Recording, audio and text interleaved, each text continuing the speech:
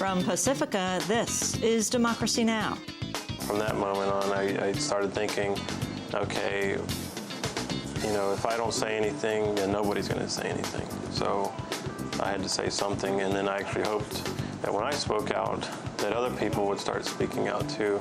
But that didn't happen. They just watched as, you know, I got into all that trouble, and then they saw what would happen to them if they spoke too. And so a lot of them, to this day, remained quiet. Former Army Sergeant and Abu Ghraib whistleblower Samuel Provance. He was the first intelligence specialist to speak openly about prisoner abuse and torture at the U.S.-run prison camp. Among the abuses he lists is the torture of a 16-year-old Iraqi boy in order to make his father talk. After Provance spoke out, the Army stripped him of his security clearance, demoted him, and threatened him with 10 years in jail.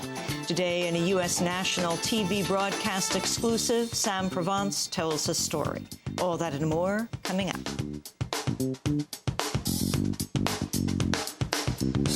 Welcome to Democracy Now!, democracynow.org, the War and Peace Report. I'm Amy Goodman. The Bush administration has reached a deal with House leaders on a $150 billion economic stimulus deal. Most of the money will go towards tax rebates. Individuals receive $600, plus another $300 per child. Spending would also be boosted on credits for small business and government-backed home mortgages. At the White House, President Bush predicted a boost to the economy. Incentives in this package will lead to higher consumer spending and increased business investment this year. Importantly, this package recognizes that lowering taxes is a powerful and efficient way to help consumers and businesses. I've always believed that allowing people to keep more of their own money and to use it as they see fit is the best way to help our economy grow. President Bush dropped demands to make his previous tax cuts permanent, but in an interview with USA Today, Bush said he still hopes to achieve that goal before he leaves office. Democrats, meanwhile, agreed to drop several key demands. These include extending unemployment and food stamp benefits and more funding for low-income heating assistance and Medicaid. House Speaker Nancy Pelosi said she has reservations about the deal, but promised to revisit the issue if the economy continues to slide. I think this is a remarkable package because it is about putting money in the hands of America's working families. It is there to strengthen the middle class, to create jobs, and to turn this economy around. And that is what is important about it. It is timely, it is targeted, and it is temporary. And it was done in record time since our conversation with the president, and again, in a bipartisan way. Congressional leaders say they hope to send a final bill to President Bush by February 15th. Egyptian forces have begun cracking down on the flood of Palestinians seeking relief from the ongoing Israeli assault and blockade of Gaza. As much as half of Gaza's population of 1.5 million people have streamed into Egypt since militants blew up parts of the border wall in Rafah.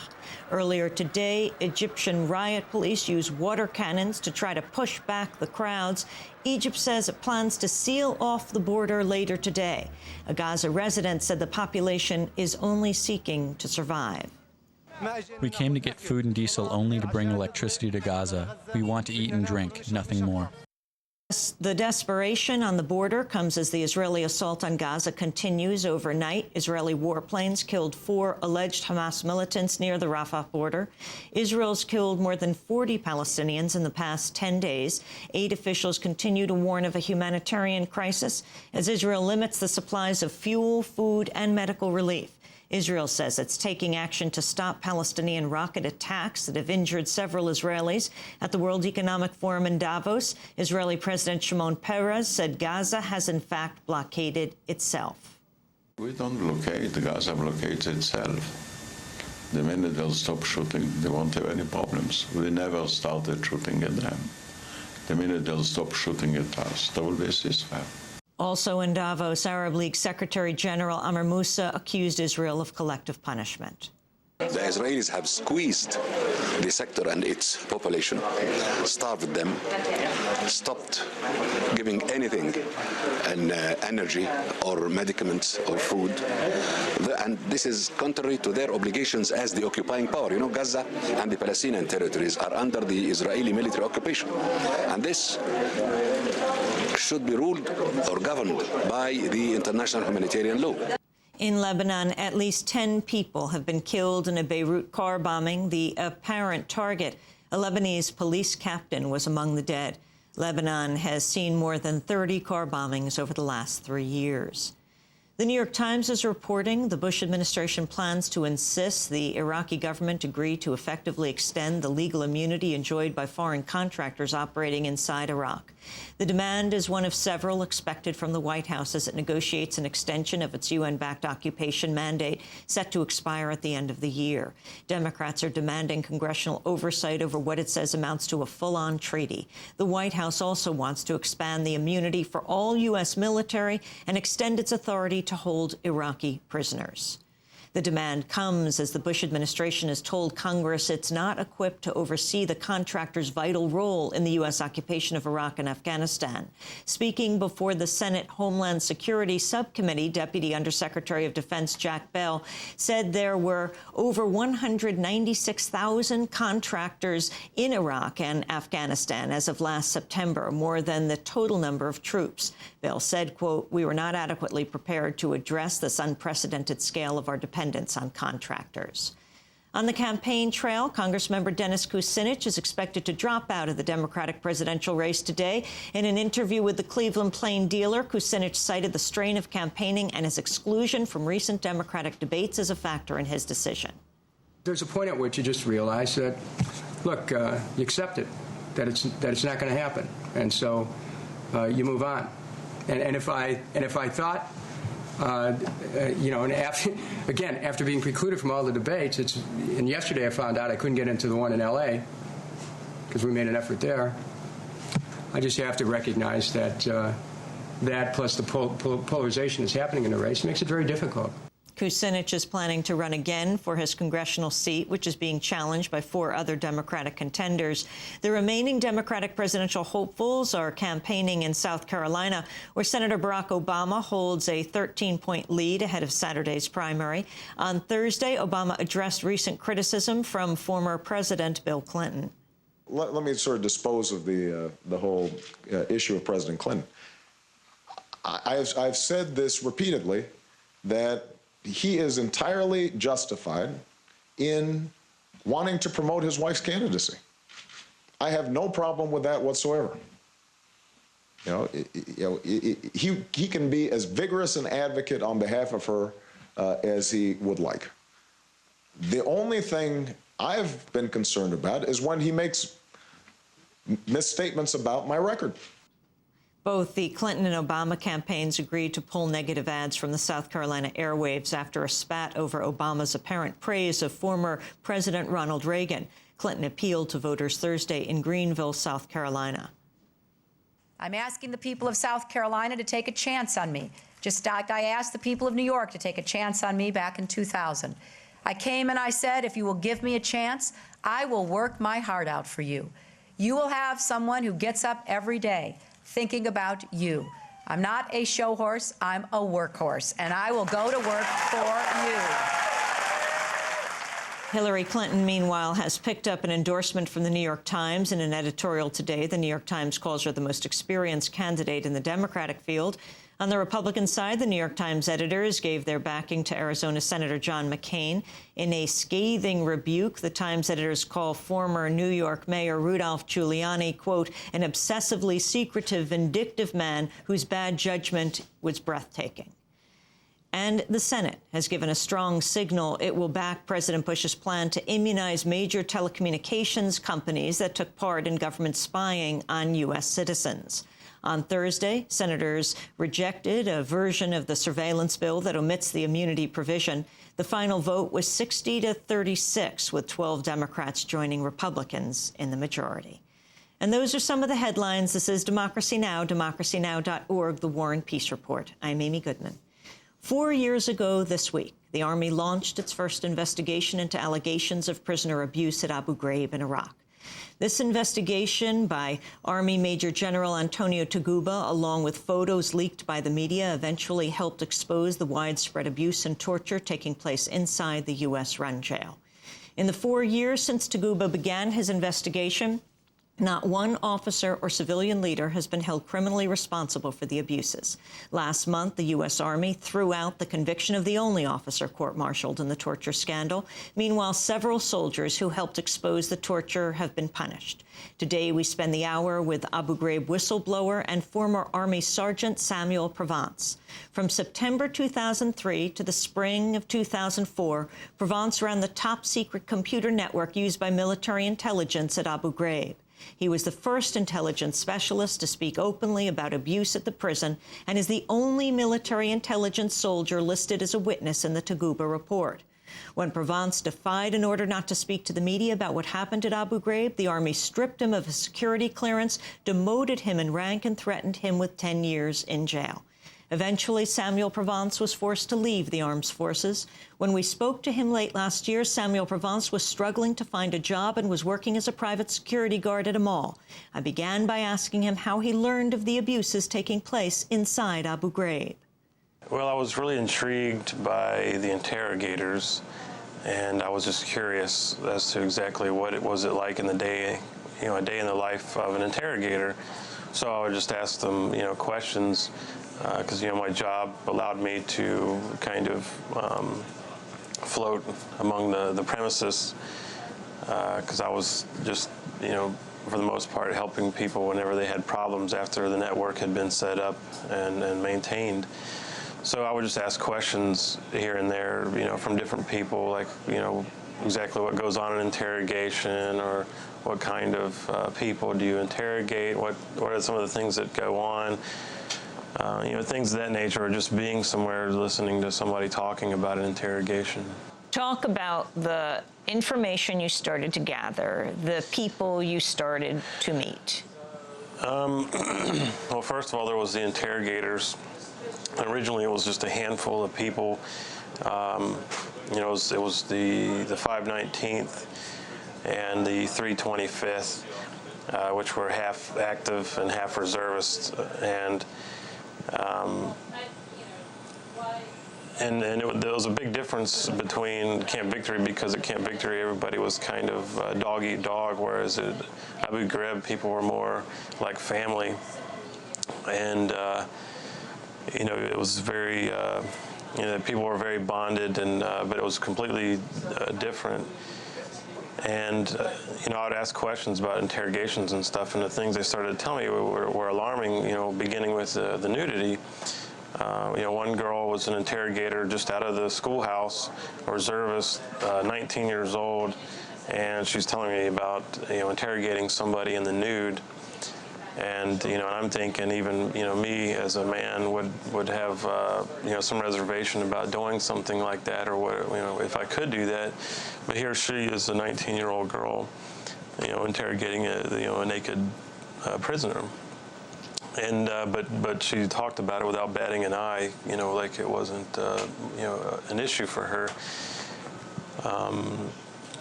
Did you challenge her about it? Well, yeah, I would. There was several times I would try to talk to them about what was going on there ethically, but they would always brush me off, and because I was the computer guy or an analyst, what do you really know? And for me, it was like I don't know, the legality of everything, but just because I'm against it doesn't mean it's illegal.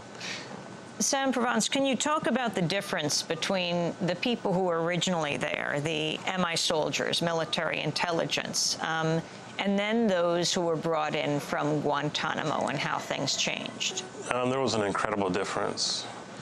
The people from Guantanamo Bay came in as the experts, as the fixers. That Abu Ghraib was a problem that they weren't getting enough product from. And the people from Gitmo were there to fix this problem and to show them how it's really done. Who were these Gitmo soldiers? Specifically, I really don't know.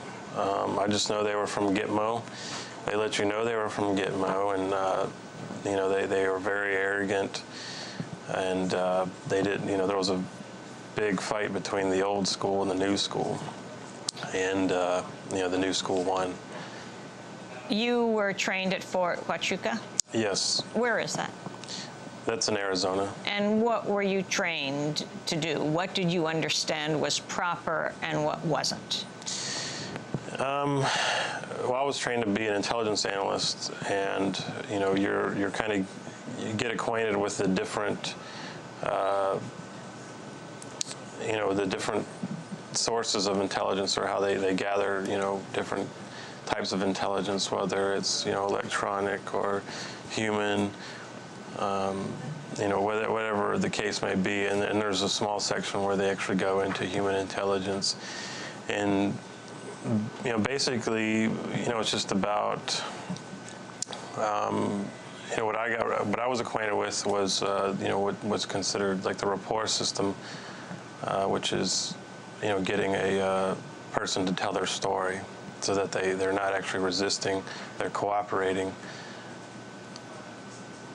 You say the Guantanamo people had very different ideas. Absolutely. Now, you had Guantanamo soldiers, but you also had an increase in the number of civilian contractors. Who were they? Where were they from? What companies? Well, they would tell you where they were from or who they worked for, but you really didn't know if they were telling the truth. The whole place was very mysterious, and you didn't, somebody could tell you they were from Khaki or they were from Titan, but you didn't know if they were from actually the other, or if they might have actually been CIA or FBI or any other. And then there was also the prospect of spies. Spies? Well, of course. I mean, anytime you're dealing with intelligence, there's always the possibility of there being a spy. Spy for? Who knows? So these guys from Khaki or Titan, or how they identify themselves, were interrogators, translators, linguists? Right. Some of them were actually foreign. And the one thing I noticed about the majority of the foreign linguists and interpreters were that they hated the Iraqi people. Can you elaborate? Well, anytime you just had a conversation with them, they just had no remorse or no sympathy for what was going on in Iraq. And anytime I would bring up, the question of, what was being done to the prisoners, whether it was they're being wrongfully detained because they're completely innocent, or being abused, tortured, maybe even killed, and they just, it was something they didn't care and were glad about, if anything. So your job was, as you've described it, making accounts for new users, troubleshooting computer problems, backing up the secret shared drive, maintaining secret and top secret network connectivity, manning the top secret part of the Joint Interrogation and Debriefing Center, JIDC. What were you learning?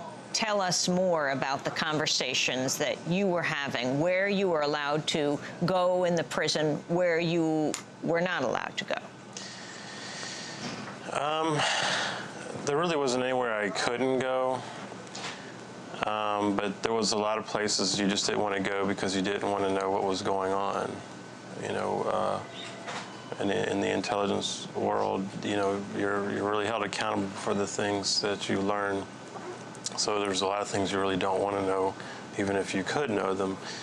One of those was where they were actually holding the detainees that they were actively interrogating, other than people they would pick out from the general population. There was only like the hard site that everybody knows from the photographs. I actually visited once at the behest of an interrogator who wanted to show me airplanes that they had constructed out of the cardboard from the MREs, or the meals ready to eat. He was like a UAV scientist that they had deemed, didn't know anything they had wanted through all their interrogating him. So they were getting ready to move him in a general population, but before that, she wanted to take photographs of these airplanes he had made. And so I got to go down there, and and that was the last time I wanted to go down there. What did you see? It was just crazy. It was the daytime, and there was an MP on duty. just yelling and screaming at these detainees one minute, and then the next minute going into conversation with me and this interrogator. And one minute he's talking to me, and then then he's screaming at the detainee because this guy, I guess he didn't say his name during roll call loud enough, and so for punishment they're making him say this number over and over and over again. His number? The detainee. The detainee's number? Right, and they were I guess his punishment was to say this number over and over and over again, and so of course the volume of him saying this over and over would start to go lower, and then the MP would yell at him for not doing that. Which isn't a big deal, but it was just weird, the mentality of this MP who's, talking to us, and he's like, oh, hey, how you doing, blah, blah, blah, and and he's telling this guy to shut the hell up, screaming at him, and then back to normal conversation, and back to screaming, and then back to normal conversation. And I was like, man, these guys are, the responsibility these guys have is just, I don't know if I could do it. And then it was just kind of crazy because this, we're going into this holding cell just to take, nice, cute pictures of the airplanes this guy made from his MRE, and he was a really frail old man, and I mean, I'm just sitting there wondering, what was this guy doing here to begin with?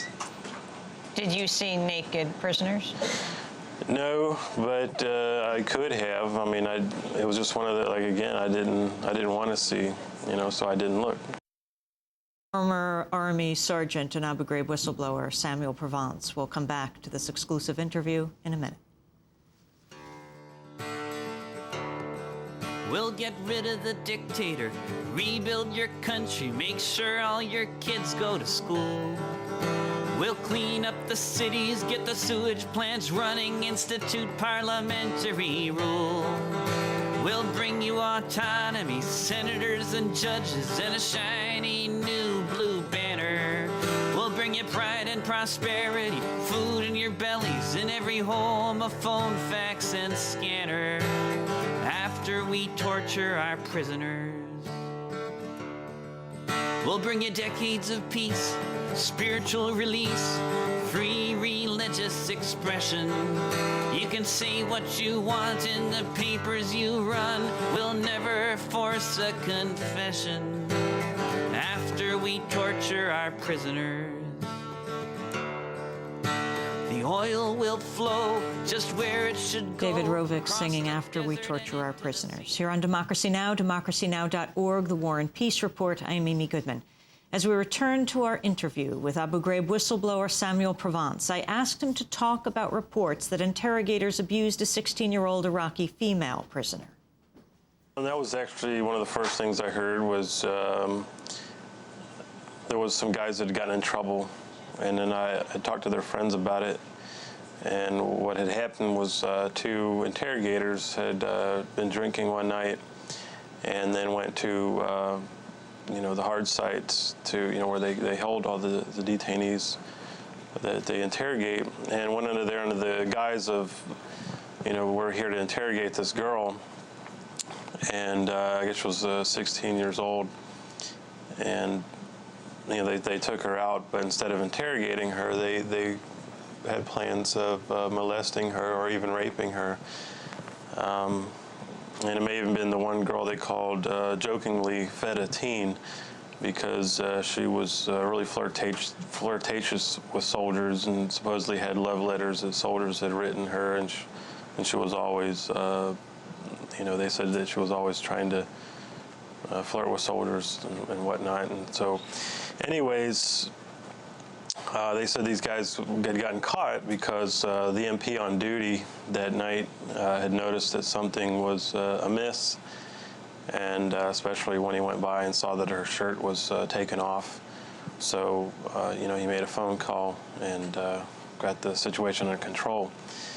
But then came their prosecution, and I was even asked by one of their friends to lie and call Colonel Pappas's character into question, to somehow negate his authority, but I'm not going to do that. But nothing ended up happening to them. you know, I was told they were given some kind of suspension or some kind of Article 15, but it was, you know, basically brushed under the carpet, and never heard from them again. And then even later, they denied that anything had even happened at all. You also talked about them playing loud music. What music? What did they do? They said they would play all kinds of music, you know, Led Zeppelin, hard rock and whatnot, and then but what I thought was disturbing was they said that their favorite was the Barney I Love You song from the children's television show. And but the way they described it, I mean, it was like everything was a game anymore to them, dealing with these detainees, you know, that it's like they weren't even people to them anymore. Can you talk about the use of dogs, Samuel Provance? The most pronounced time I heard about dogs was in the beginning of December, when they were talking about an incident where they were using the dogs to scare the detainees, and how you know, how funny it was to see how they would run back into their cells, and you know, it was just it was maniacal, you know, kind of a laughter, and it was just. And I'm like, you know, what's next, you know? Sam Provance, you were the only military intelligence soldier listed in the Taguba report as a witness. Right. How could that be? Explain. I don't know. I mean, when I cooperated with the investigators, CID, I assumed that I was going to be, you know, at the bottom of a long list.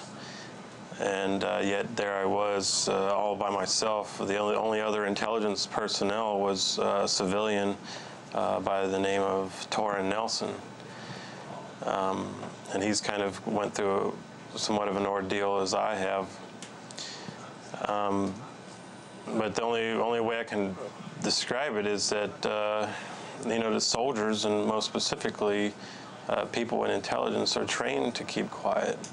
And they really feel that they're a part of an inner circle, and no matter what goes on in that inner circle, good or bad, stays in that inner circle. Anyone outside of it, you know, should never be privy to it.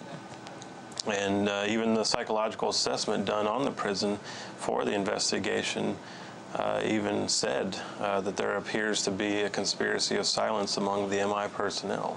Sam Provance, can you talk about the ghost prisoners, the ghost detainees? That was something I really didn't know about beyond being told that there were people that were there that they didn't know were there anymore, but that was because of a lack of tracking and accountability. I don't know about the specific ghost detainees where they actually brought people in and specifically left them off the books. I didn't know anything about that. But it's things like that that you just didn't know what was going on there. You know, there was so many different moving pieces and very important and very powerful people, you know, monitoring what was going on. I mean, most people think that what happened at Abu Ghraib was just a handful of soldiers, you know, out in the middle of nowhere at some remote outpost, when in reality it was the premier hub of human intelligence. You know, being watched by the highest powers to be. I mean, even before I had gotten there, Donald Rumsfeld had visited there. Paul Wolfowitz, other, you know, representatives for, you know, other people in our government, as well as our own, you know, Army powers that be, such as General Ricardo Sanchez and you know, General Fast, and there was brass all over the place on the prison itself. I mean, there was more first sergeants and commanders than you could shake a stick at. You know, that's why I know there's, I mean, and even what was going on, I mean, even the cooks knew things that were going on. Even the mechanics knew the things that were going on. And that's why, even to this day, I'm just completely amazed that there's been nobody else that, you know, has had their conscience bother them to come forward and say, look, you know, this is what was really going on, and that, you know, wasn't just these MPs, and that these MPs were really doing what they were told. Talk about, well, you have the Taguba investigation, and you were surprised that other folks like yourself did not come forward. You did not think you would be the only one. What about General Ricardo Sanchez talking about an investigation into what happened? Yeah, we're actually still at the prison because by then they had a Armed Forces Network feed into a television there. We could watch the news, and you know, we're watching this news, and then General Sanchez is on there saying that there is now going to be an investigation into Abu Ghraib, but we had kind of had a preview of that because of CID's, you know, beginning to question people. And I was like, you know, because I'd been telling them all along that they needed to be careful about what they were doing or not doing, because, you know, it was only a matter of time before we would begin getting investigated, just like Guantanamo Bay was. You know, as early as then, Guantanamo Bay was in the full swing, you know, investigation, and I knew it was only a matter of time before Abu Ghraib, which was kind of like, you know, Gitmo, the sequel to us there. So, you know, it came as no surprise to me. Was there any point within that time that you were there during the height of the abuses that people were starting to get tense, afraid they could be prosecuted? Oh yeah, they were very tense, and that's what, you know, what really worried me also when I was called in, because they called everybody in for questioning, literally everybody, or everybody that they could anyway, and they had everyone come and fill out a basic questionnaire that would just basically ask, you know, do you know of any abuse of detainees, yes or no? Do you know anything about photographs? And that was the first time I actually even knew there was photographs, or even, you know, just by implication of the question. When was that? When I was questioned by CID. And that was what month? And that was January. 2004. Right. And it came out in the media in April, right, in the New Yorker and CBS. So, right. But yours is January 2004 that you're aware. Right. Had you seen the pictures? No, very few people, I would say, had seen the pictures. You know, because that's the thing. I mean, everybody, you know, knew about all the things that were being done to these people, but very few people knew about the pictures. But it became the pictures that became the focus of the investigation, and not what everybody else knew what was going on. But I started asking questions now that I knew there was photographs involved, and I started asking questions. And a staff sergeant told me that, you know, she had heard something sexual involved with detainees, and it was then I was like, wow, it's you know, more, you know, it's worse than I imagined, you know, because they're actually taking pictures. And so I thought, you know, I thought it was an interrogators thing, you know, because I thought the investigation was going to uncover what the interrogators were doing, military and civilian, and that they wouldn't just set their sights on the MPs. But like I said, going back to the questionnaire, the problem with the questionnaire is if you just said no to all these questions, like, oh no, I didn't hear nothing, didn't hear anything, see anything, I didn't do anything, then the investigators wouldn't question you further. It was like, okay, no problem, next. I was one of the few people, you know, that said, yeah, there's a problem. And I even said that I was glad there was an investigation being done. And, you know, when they called me back, they made sure they let everybody know I was being called back. And immediately everybody assumed, you know, either that I was in trouble myself or that I was telling on people that were in trouble. And even then, I'm thinking, you know, I might not leave here alive. Were you ever directly threatened? No. Did you ever think of making a written complaint? Yes, but I knew, you know, I didn't have anything concrete. You know, I didn't have anything to really, because, you know, the way the military handles a lot of investigations, however big or small, is to play a little mind game with perception, where they tell the soldier that in their mind that's what happened, but that's just their perception of events, and so it's not real. It's only real in their mind. You wrote for Alternet, as an Army intelligence analyst, my job at Abu Ghraib was systems administrator, the computer guy, but I had the bad luck to be on the night shift. And so I saw the detainees dragged in for interrogation, heard the screams, saw many of them dragged out. When I heard the officer in charge of the interrogation torture operation at Abu Ghraib in late 2003 was being court-martialed, my first thought was, finally, an officer is being held accountable. Did you see detainees being dragged? Did you hear them screaming? Yeah, at night, you know, you never knew when or where you would see a lot of things. You know, the interrogators told the investigation they only interrogated in, you know, one of a few places, when in reality they interrogated them all over the place. And you would see them taking them in all sorts of directions, you know, cuffed with their heads bagged. And you're just, you know, wondering, okay, well, you know, I wonder what that guy did, or I wonder what they're going to do to that guy. And it was just really depressing. You say watching Act 1 of the faux trial of Lieutenant Colonel Stephen Jordan last week at Fort Meade, Maryland, confirmed my worst suspicions. I know Jordan. I was in place for his entire tenure at Abu Ghraib, including when prisoners were tortured. He was an immediate boss. What happened to him? I think what happened with him, this is just my opinion, is what happened with Colonel Pappas. And that is essentially you know, some sort of an agreement was made behind closed doors, where as long as he kept his mouth shut, didn't give any interviews, don't write any books, don't talk to anybody about what really happened, as long as he plays the game that's being set up for them, that they're going to get off scot-free. That's exactly what happened to Pappas. And Pappas and Jordan are two major bridges for everything that happened at that prison.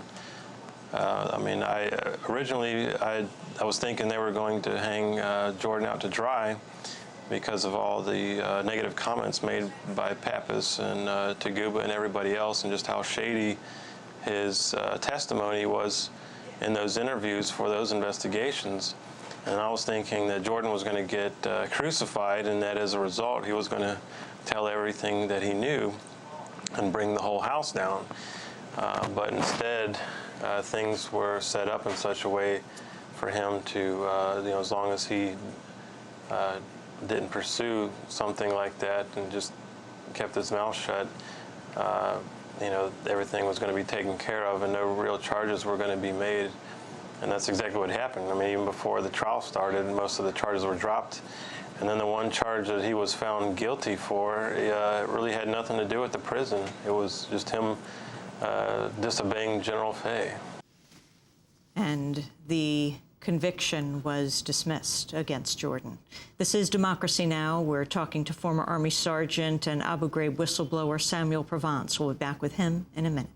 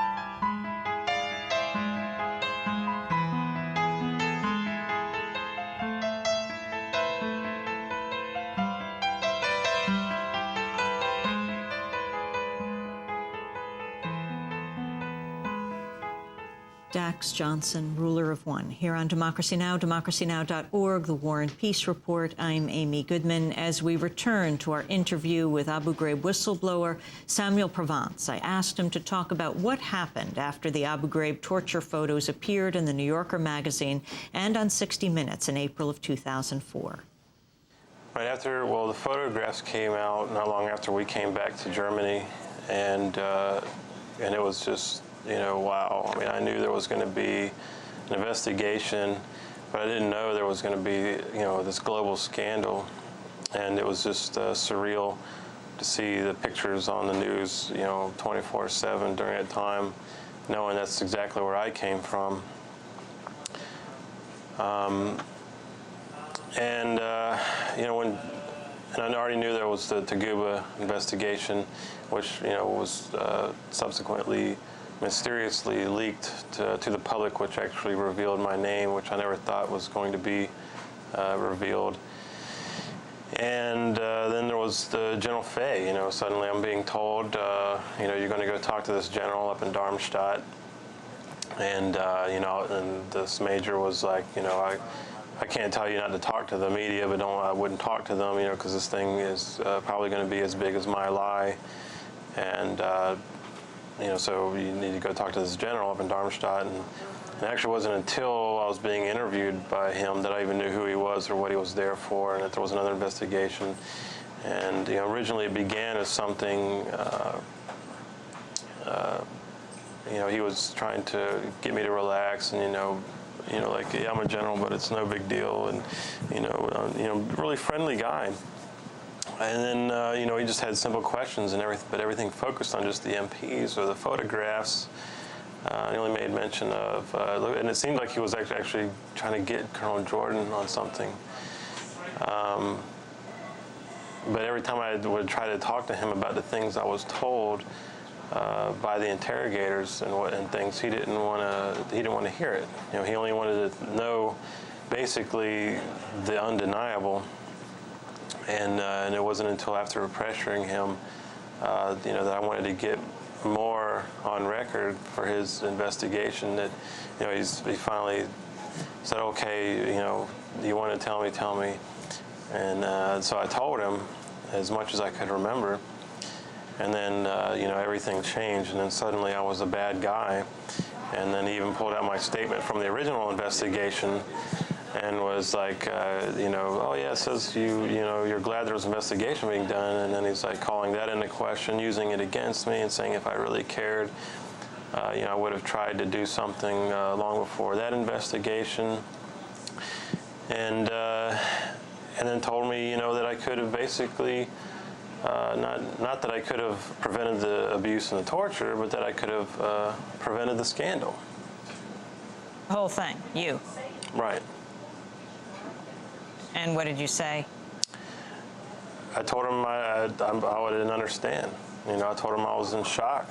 I was like, you know, I'm being honest with you. You know, I'm cooperating. I don't understand how I go from being a witness to, you know, from one investigation to being a criminal in the next. And because by then he had said he was going to recommend me for administrative action, being a derelict of duty. And then later, when his investigation was released, he even heaped 2 more charges on me. One which was interfering with the investigation, which referencing my speaking to the media like I am with you right now. And then I can't remember the other charge, but they ended up dropping them, or disobeying a direct order, which was disobeying the gag order, which I had learned I was the only one to receive from my unit, or anybody from Abu Ghraib. And then it took a long time, though, for them to even go into that, and they, of course, dropped those charges except for disobeying a direct order, because obviously, you know, that could be proven on a technical basis, because I'd spoken to the media after being told not to. Can you talk about the mistreatment of General Zabar and his son? Originally, the general was supposed to be interrogated, and this was the one interrogation I was actually a part of. And the only reason I agreed to be a part of it was because the interrogator, who really wasn't an interrogator, was a former soldier of mine who was an analyst. And I knew I could trust him not to be an animal or to try to talk me into doing something I know I wouldn't want to do. And so he came to Abu Ghraib from Camp Victory as a subject matter expert on the general, because he had been spending weeks and months studying this man in particular.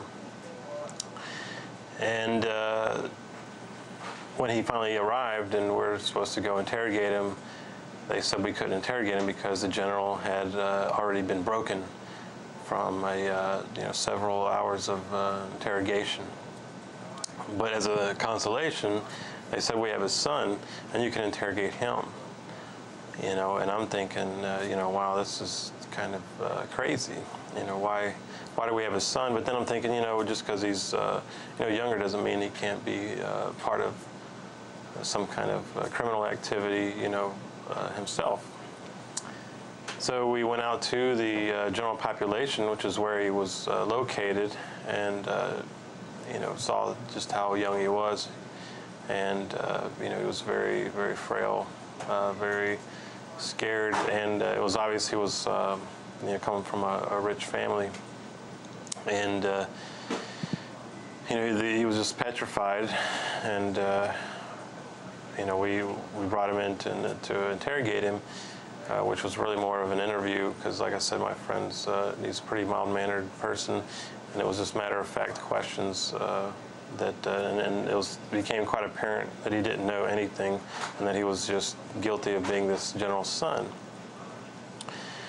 And then he even told me about his brother also being there, wanting to know where he was, and it was really kind of heartbreaking when he said that he was glad that we were there, but that he didn't understand what we were doing now that we were there. You know, he cited things that were happening to him, as well as you know, how his family was, all their property was being seized by the Kurds because we were turning a blind eye to what the Kurds were doing, and you know, and I was just like, wow. And then we took him back, and I come to find out, you know, what they had done to break his father, which was, you know, abusing him. How had they abused him? They had covered him in mud.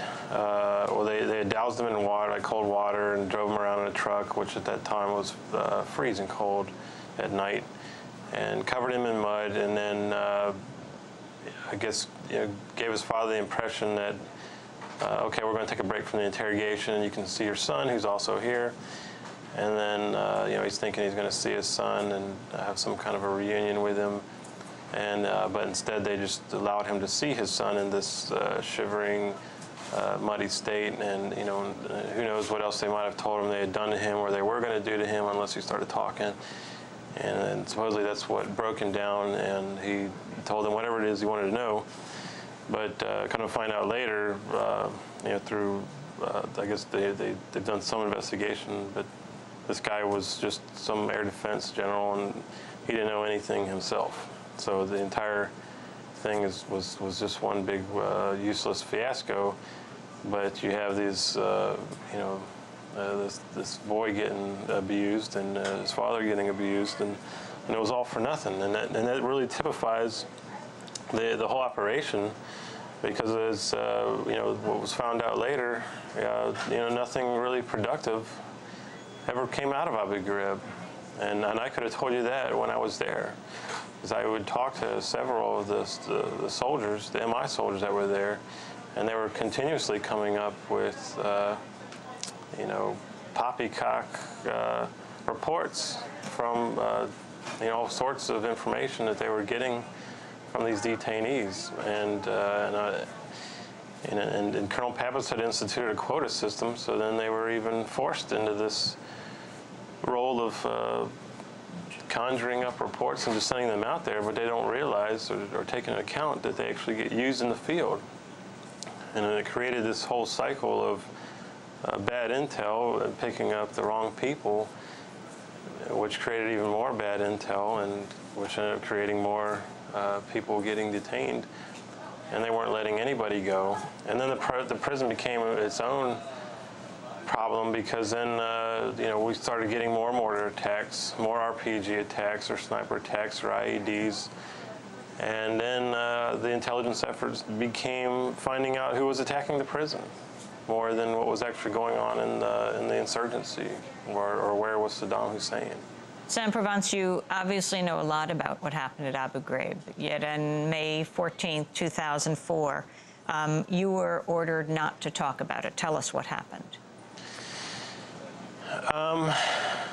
It hadn't been long after I'd talked to General Fay, and of course the media had already tried to contact me but I didn't want to, I didn't know what was going on, and I was trusting that there would, the investigation would uncover, what had happened. That people under this unbearable burden of, the scandal and the assumed scrutiny would begin, somebody else, others, many others would begin talking or confessing. So,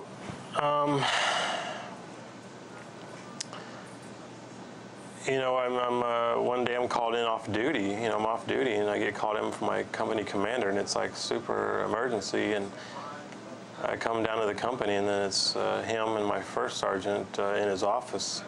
And then he's like, he's got this order in his hand written on a counseling form. And he's like, don't talk to me, don't ask me any questions. I just want you to read this and sign it. Which is highly irregular, because anytime you're given any kind of a counseling form or an order, it's read to you, and then you basically check in a block that you agree that what they have, that what's on that paper is what they've explained to you in person, and that not that you agree to it necessarily, but that you agree that that's that you understand what is being told you.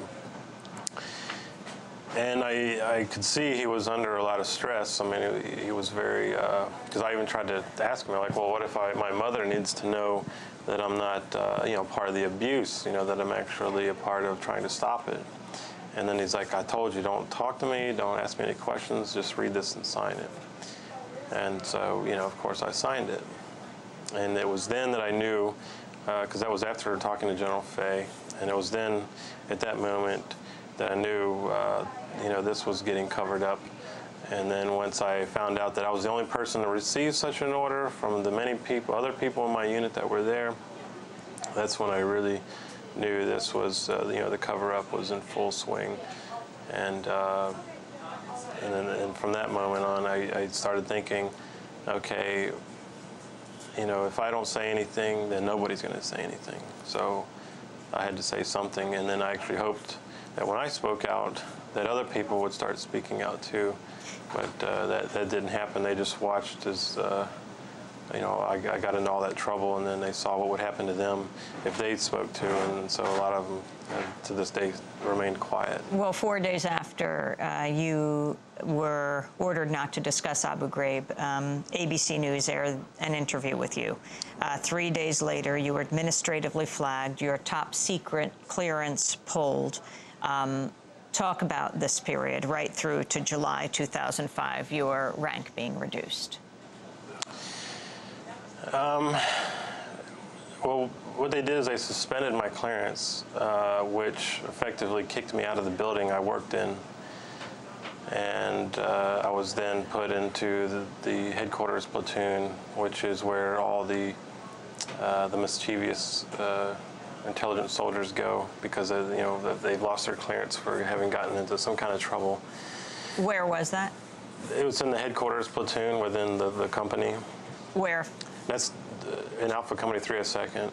Geographically, where? That's in Heidelberg, Germany. And so they knew I would get kicked out because they didn't want me working with the others. And they knew by taking my clearance that would kick me out of the building, and that I could no longer be in that inner circle I told you about. So now I was on the outer circle with all the mechanics and the admin, the soldiers, the people in the offices, and that's where I bounced around at. 1 minute I was doing one thing, and another minute I'm doing another, and they just kept me in this limbo state for the longest time, and I didn't know what was going to happen at any time. And it wasn't until 16 months later that they suddenly said, hey, you have to drive up to Grafenwehr to be read your Article 15. And then at the Article 15, I was told that if I didn't accept the Article 15, which was going to be a demotion and possible loss of pay, that I would have to, demand a court-martial. And at that court-martial, I would be subject to prison up to 10 years.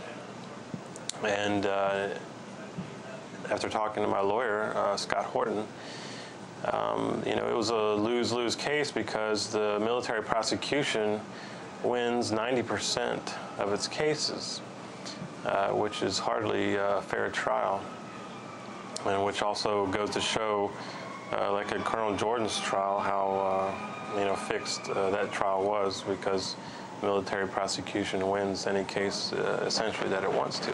10 years in prison for what? For disobeying a direct order, which was speaking to the media. That's more than anyone got at Abu Ghraib except, Charles Grainer? Yeah, exactly. And, originally I was going to fight it and demand a court-martial, but like I said, my lawyer said this is their playing field, and, they'll do it. And, all these people that are telling you that they support you will be writing you Christmas cards when you're in prison. So where do you stand right now? You are a specialist? Right, I was a specialist, and they never gave me a chance to get my rank back. And then they basically put me back into the same limbo state I had been in. And even though even though my clearance was given back to me, I wasn't given local clearance to work. My job as an intelligence analyst anymore, so they kept me in this limbo state until the day I got out of the Army, which was October of last year. And since then, I'm basically still trying to get a job. Are you having trouble?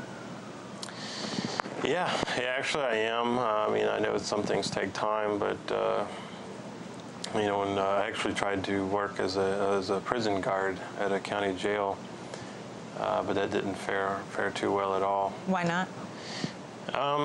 To be honest, I didn't want to be a part of another scandal. Samuel Provance, so reflect now on what has happened to you. You had top security clearance, you were a staff sergeant, now you're a guard at a mall and having trouble finding a job that you would like to keep. Was the whistleblowing worth it? Do you think that anything has been learned by the military? Do you think high-level officials should be prosecuted? Well, on a personal level, obviously, I would say it's not worth it. But it's, but this is bigger than me. This is about the integrity of right and wrong, and how we're portrayed to the world. We're, supposedly trying to help. Has anything I've done or said made an effect? I don't know. These things are so big and complex. You really don't know, what difference you really make. You just have to do it and hope for the best. Former Army Sergeant Abu Ghraib whistleblower Samuel Provance, first intelligence specialist to speak openly about abuse at the prison, the only military intelligence soldier listed as a witness in the Taguba report. When Provance defied an order to speak to the media about what happened at Abu Ghraib, the Army stripped him of a security clearance, demoted him in rank, and threatened him with 10 years in jail. And that does it for our broadcast. If you'd like a copy of today's show, go to democracynow.org. Democracy Now! Produced by Mike Burke, Shrifopto Kudus, Aaron Mate, Angelique Kamet, Jeffrey Hagerman. A very fond farewell to Emily Calhoun, who leaves the Democracy Now! Family today, and we wish her the very best in her filmmaking endeavors. I'm Amy Goodman. Thanks so much for joining us.